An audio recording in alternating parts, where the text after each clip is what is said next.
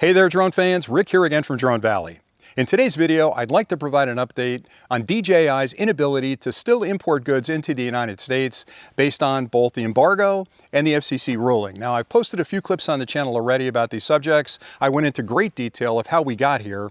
The short version of it is both Elise Stefanik and Rick Scott decided that DJI, for some reason, was a real threat to our security, and they pushed a bill through Congress at the end of a session, and it was attached to another bill that basically put them on the covered list, which means they can't import goods into the United States. Now, I do need to point out that that bill failed twice on its own to get approval. Nobody saw sense in it, but at the last minute they attached it to a refunding bill for the military and a few other agencies, and it slid through as part of that bill. So the bill on its own has no merit, and I've argued for quite some time that it has nothing to do with national security. They haven't produced any evidence at all about us helping them spy for China or, prison camps or labor camps up in northern China. None of that has any evidence to back it up. And DJI has done extensive testing on their drones. They've done independent testing. They're more than willing to test it on any government standard. No one wants to test them. So from my perspective, it's all about protectionism. They're trying to eliminate DJI from the market. So some American companies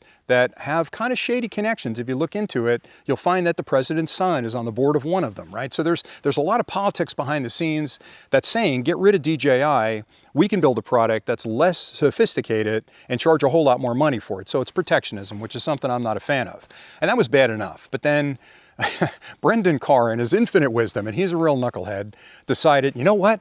I can get involved in this, and I can put a lock on DJI so that if they try to submit anything to the FCC for approval, I'm going to deny them. I'm not going to approve any more of their goods. I don't want them using our airwaves because they're a threat to the United States, which again is just, it's ludicrous because the frequencies they're using between their drones and the controllers or communicating between their power stations or their microphones are all common frequencies. They're all the same frequencies that every digital device you use that has transmission in it uses it. So it's 2.4, 5.8, it's Wi-Fi, it's Bluetooth, it's common stuff. There's nothing exotic there. So if you're going to ban them based on, I'm not sure what, again, that seems like you're going after them directly. Now, I don't want to get into it today, but it's even bigger than that, because if you've watched the news recently, he's now decided that Wi-Fi routers are a challenge. Just last week, Roombas are a challenge. So my little vacuum cleaner that runs around my house is spying for China, and they're starting to ban those automatic vacuums. So I'm laughing because I can do nothing but cry. I'm crying mostly, but now I'm laughing because of the clip.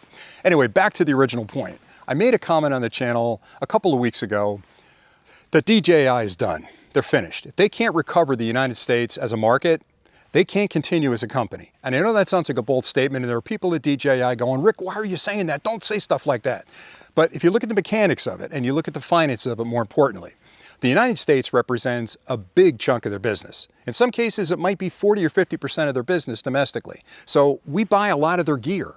If we stop buying their gear because we can't get access to it, that's hurting their bottom line. More importantly, we pay a higher margin on the gear. So if they sell that same Mini 5 Pro in Asia versus the US, they're making more money here. So you're taking away the market, you're taking away the margin. The machine can't run without the gasoline, right? So if you take that money out of the bottom line, they're going to be in a whole lot of trouble. No company can survive losing that much money in one fell swoop. If it was over a couple of years, maybe they could sort of augment it by doing different things, raising prices in other regions. But the fact that you're taking the United States away from DJI as a sales outlet means they can't spend that money in R&D. And I posted a clip a couple months back saying, stop developing new products, take that revenue, hire a bunch of attorneys, or move your factory to the US. Matter of fact, put it in China. Put it in Texas, so it's right in the middle of the country. It's a big red state, it's a MAGA state. Put it there, build your drones, make nice with all the congressmen that are mad at you, and you can sell your drones in the States. But short of doing that, you gotta fight the ban, because if you don't rectify that situation and gain that market back and that margin back, you can't continue. Now, you might be thinking, Rick, you're making all of this up. Well, let's think a little bit about what's happened over the last 6 months. There hasn't been a new drone released at all this summer, anywhere in the world.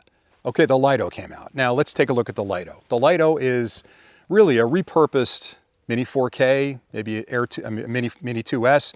It's nothing exotic. It's nothing new. It's just a different frame, same features, little lower cost. So it's a derivative drone. It's technology they've already developed. There's nothing in there that's new.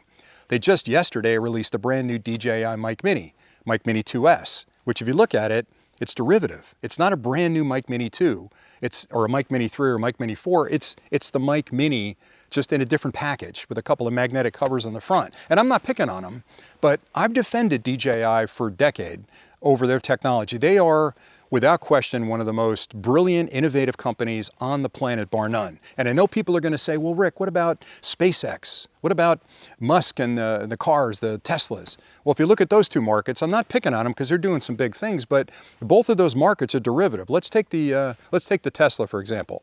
Everybody's making a big deal about how he changed the market and he put out an electric car and changed the entire industry. It's a derivative. If you look back in the history of automobiles, some of the early Ford models were battery powered. So it's not like it hasn't been done before. He basically took a bunch of batteries and a really powerful motor and some electronics and built a car. That's it. It's derivative. So it's not like it's groundbreaking engineering. It's not like he invented the telephone or the phonograph. And the same thing with SpaceX. It's great. And I cry every time they put a rocket up and it lands back down. I'm so into technology that it impacts me in that way. But again, it's derivative. It's not like people haven't tried it before. Even with his Starlink, people have done that before. So when you compare companies, DJI as a company has invented more core technologies in a shorter period of time across the wider product mix than really any company on the planet. It bothers me a lot as somebody who's into innovation, and as an engineer, I applaud that type of innovation and risk-taking, for you to stymie them, for you to say to them, hold on a second, stop developing. We think you're a threat here in the States. We don't want you introducing your products here. Not because they're a threat, or because you're challenging our homeland security, but because you're too good. You're too good, and these American companies that, by the way, have had 10 years to build a drone and haven't done anything, are now saying, well, they've been stifling us. Now that they're gone, we can build a better drone.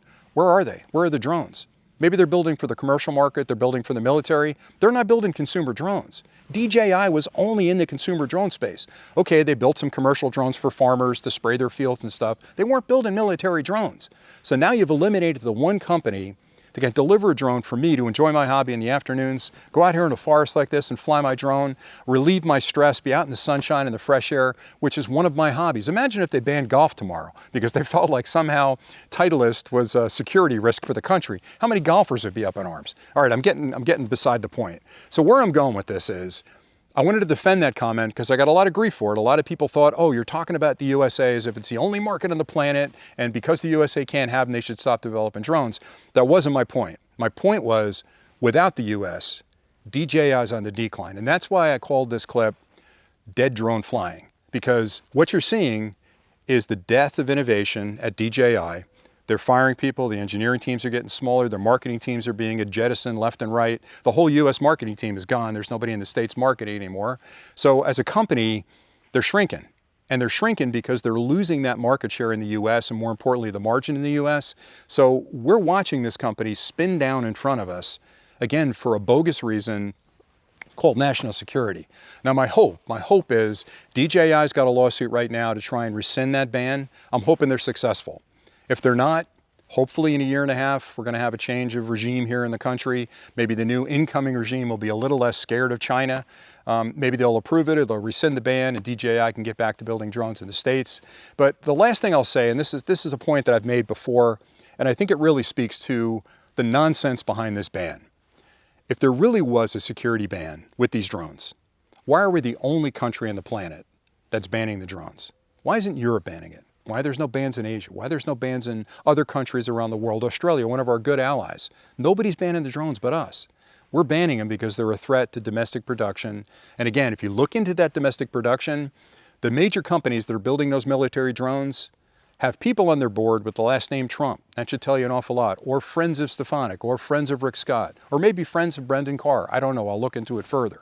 But you gotta look at where the money's coming from and what's driving that decision.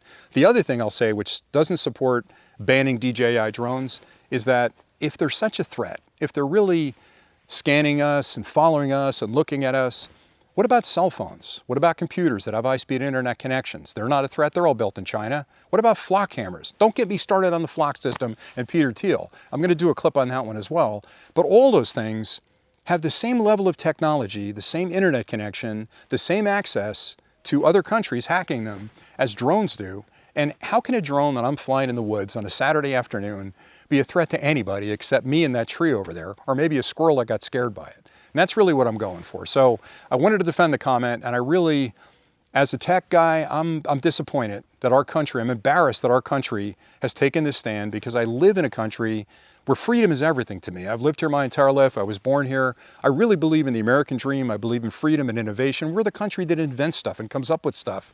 And here we are shutting down a company just because they're based in China that's building incredibly exotic technology, which has far-reaching impacts at schools for kids in STEM programs, for people out there doing rescue missions, for people in police that are looking for bad guys in the woods. We're shutting all that down for a coin, just for money. It just doesn't make sense to me, and it really is shameful, and I'm shocked that more people aren't really up in arms over this. But anyway, I'm going on way too long about it. I just wanted to update you and defend the comment I made. Hopefully you found some value in this clip. If you have comments or questions, post those in the comments below. I'm more than happy to have a conversation around this, and I may actually start a live session every week where I can jump on and we can talk interactively. Maybe that's a little bit easier. But that's pretty much it for today.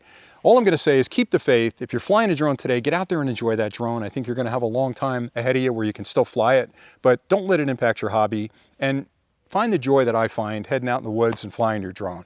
That's it. Thanks again for watching, and until next time, as always, happy flying.